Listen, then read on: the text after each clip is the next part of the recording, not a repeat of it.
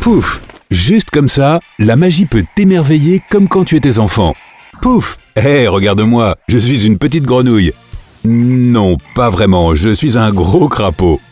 Mais enlevons le chapeau du magicien, sortons ce lapin qui bloque la vue et voyons comment les illusionnistes les plus célèbres du monde ont réalisé les plus grands tours que nous ayons jamais vus. La cellule chinoise de torture de l'eau de Houdini. Ce tour a fait tourner la tête d'un paquet de monde depuis 1912. Harry Houdini a d'abord été suspendu en l'air, la tête en bas, avec les chevilles attachées. Puis, on l'a descendu dans un énorme réservoir en verre rempli d'eau, avec les pieds attachés vers le haut. Il avait un temps limité pour ouvrir les verrous et s'échapper. Même si ses chevilles étaient bloquées dans le couvercle, les assistantes enlevaient rapidement la goupille de la charnière. Le magicien pouvait alors se soulever et trouver une clé bien placée pour enlever les entraves de ses pieds. La seule vraie magie ici est le niveau de forme physique nécessaire pour réussir à faire cela. Ce n'est pas une chose à faire pour les débutants. Mordre une pièce de monnaie. Rendu célèbre par David Blaine, ce tour de magie de rue commence en demandant une pièce à un spectateur. Ce n'est pas un assistant qui participe au spectacle, donc tout semble normal. Ensuite, l'illusionniste mord la moitié de la pièce. Mais attends, après cela, il crache l'autre moitié dans sa main, et la pièce est à nouveau entière. Comment cela fonctionne-t-il? C'est simple, il suffit d'utiliser une fausse pièce déjà cassée. Les morceaux de la pièce restent ensemble à l'aide d'un élastique à l'intérieur. Ainsi, avant de la mordre, il plie simplement ce gadget en deux. Lorsqu'il la recrache, il laisse la pièce reprendre sa forme. Le tour de passe-passe magique survient lorsqu'il reçoit la pièce de monnaie du public et qu'il l'échange avec la sienne. La magie avec le billet d'$1. L'illusionniste demande à un spectateur quelconque un billet d'$1. Il le plie, souffle dessus et miraculeusement, un billet de $100 apparaît. Voilà donc d'où vient la magie. Lorsque le magicien plie le billet de $1, il le cache entre ses doigts, tout en le remplaçant par un vrai billet de 100 plié à l'avance. Tu déplies soigneusement le plus gros billet et la foule est stupéfaite. Alors, qui garde le gros billet? Le magicien, bien sûr. Le tour du sel. Le magicien Smoothini a prouvé son talent avec ce spectacle qui plaît beaucoup au public.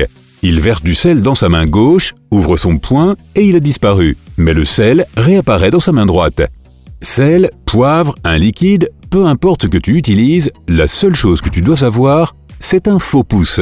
Ce pouce rentre et sort facilement sur ton vrai doigt. Ainsi, lorsque tu verses dans ta main gauche, tu le fais en fait dans l'intérieur du pouce. Prends ton autre main et verse le sel dedans. C'est là que tu glisses ton pouce droit dans le faux. Ensuite, tu l'enlèves rapidement et le tiens dans ta main droite. Fais tomber le sel et le tour est joué. Le tour de cartes. Le magicien demande à un spectateur de choisir une carte et de la marquer avec sa signature ou avec un symbole spécial. Il la déchire ensuite en 4 morceaux. Avec quelques mots magiques spéciaux, il reconstitue la carte complètement. L'illusionniste change simplement la carte juste avant de la déchirer. La carte du spectateur est cachée soit dans sa manche, soit dans sa poche. Marcher à travers les murs. J'ai déjà fait ça. C'est hyper facile, non? Enfin, quand ça marche, bien sûr. Aïe! Le magicien se tient près d'un mur de briques. Ses assistants sortent un mince écran pliable, le mettent autour de lui et allument une lumière très brillante. Maintenant, tout ce que tu peux voir, c'est son ombre qui semble entrer et disparaître dans le mur. Ils emportent l'écran de l'autre côté et il réapparaît. Ici, la magie réside dans les ombres. Les assistants de l'illusionniste déplacent la source de lumière pour montrer le mouvement à travers le mur. Ils éteignent la lumière, le magicien se glisse derrière l'écran, marche avec les assistants de l'autre côté et ils inversent le tour de lumière pour montrer comment son ombre réapparaît de l'autre côté du mur. Marcher à travers la Grande Muraille de Chine. David Copperfield a réalisé ce tour en 1986 et ça a été en quelque sorte sa dernière fois. Sauf que ton œil a été trompé d'une autre façon. Il a utilisé 2 grands cubes de soie placés en hauteur. Quand il entre dans le premier, c'est en fait l'ombre de son double que l'on voit. Le vrai Copperfield s'échappe par une trappe placée dans les escaliers, qui vont être déplacés de l'autre côté. Une fois installé, il lui suffit de remonter dans la plateforme et de jouer la réapparition dans le faisceau de lumière de l'autre côté. Disparition de la Statue de la Liberté. Un autre coup de théâtre incroyable de David Copperfield. Un écran géant s'élève devant la Statue de la Liberté et lorsqu'il tombe, la statue n'est plus là. Copperfield a même utilisé un écran radar et des caméras spéciales pour rassurer au public qu'il n'y avait pas de trucage de caméra. Et il n'en avait pas besoin, car c'était vraiment facile. Lorsque l'écran se lève, les lumières qui illuminent la statue s'éteignent et la plateforme sur laquelle se trouve Copperfield bouge suffisamment pour cacher la statue derrière la tour qui sert à tenir l'écran. Lorsque l'écran tombe, on nous montre de fausses lumières de plateforme pour tromper nos yeux. Qu'en est-il du radar? En fait, ce n'est qu'un faux écran. Carte à travers une fenêtre. Le magicien prend un jeu de cartes, le mélange, demande à un spectateur de l'arrêter à tout moment pour choisir une carte. Le magicien jette ensuite le jeu de cartes sur une fenêtre. Le jeu tombe, sauf une seule carte, celle que le spectateur a choisie. Et d'une manière ou d'une autre, elle se trouve collée de l'autre côté de la vitre.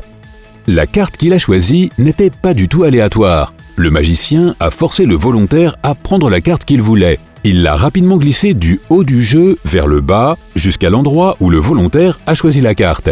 De l'autre côté de la vitre, un assistant a un double de cette carte. Pendant que le magicien se prépare à lancer le jeu de cartes, l'assistant a déjà collé la carte sur la vitre. Marcher sur l'eau. Eh bien, ça fait longtemps que je me demande comment fonctionne ce truc. Mais le secret est une simple plateforme en plexiglas transparent qui se trouve sous l'eau. Ensuite, tout repose sur le charisme de l'illusionniste et ses talents d'acteur pour vendre la performance. Oh, et dans le bon angle de la caméra, bien sûr. Traverser une porte en métal. Criss Angel a rendu célèbre ce tour-ci. Il fait passer une jambe et ses deux bras à travers la porte, tient un morceau de carton devant lui et fait passer son corps à travers les barreaux métalliques.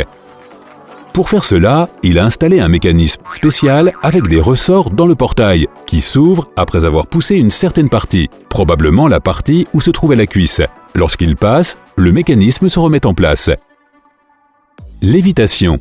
Dinamo, un autre artiste célèbre, est allé à Rio de Janeiro pour réaliser une illusion de lévitation devant une foule de touristes.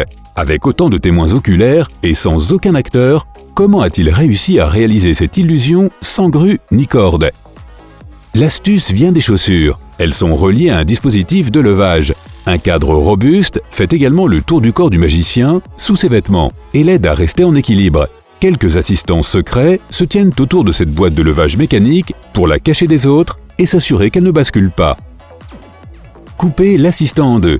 Un tour vieux comme le monde. Alors de quoi as-tu besoin? Une boîte qui peut s'ouvrir au milieu, une scie, une assistante et une autre assistante. Oui, cette tête et ses pieds n'appartiennent pas à la même personne. Les deux assistantes doivent être très agiles et flexibles pour pouvoir tenir dans ces petites boîtes. L'assistante en zigzag. C'est une variante de ce dernier tour. Le magicien demande à son assistante de pénétrer dans une longue boîte verticale. Le public peut voir le visage et les mains de l'assistante. Le magicien glisse alors deux scies dans la structure qui semble couper la personne à l'intérieur en 3 morceaux. Il pousse la partie centrale vers l'extérieur, mais l'assistante sourit et fait des signes avec la main. Bien sûr qu'elle va bien. Elle se tourne simplement sur le côté dans ses compartiments. Elle garde ses mains et son visage vers le public, donnant l'illusion qu'elle se tient droite. La chaise hantée. Nicolas Wallace, un autre magicien talentueux, a laissé tout le monde bouche bée et les a peut-être un peu effrayés avec ce tour. Il apporte sur la scène un rocking chair et fait monter un volontaire qui s'assoit sur la chaise avec les yeux bandés. Il sort une poupée et demande au volontaire de lever le bras chaque fois qu'il sent un contact. Et à chaque fois qu'il touche la poupée, la personne lève le bras. Cette technique magique s'appelle double réalité. Ce que le participant ressent réellement et ce que le public pense que le volontaire a vécu sont deux choses complètement différentes. Nous pensons que le participant ressent quand le magicien touche la poupée, mais ce n'est pas ça. Le volontaire a probablement senti quelque chose qui vient de l'oreiller sur la chaise qui est contrôlé à distance par la poupée. Conclusion, le secret de la magie est de ne pas se distraire. Alors, regarde bien. Pouf! Maintenant je suis en train de partir d'ici. Haha, salut! Si tu as appris quelque chose de nouveau aujourd'hui, alors mets un like à cette vidéo et partage-la avec un ami. Et voici d'autres vidéos que tu devrais apprécier. Il te suffit de cliquer à gauche ou à droite et de rester du côté sympa de la vie.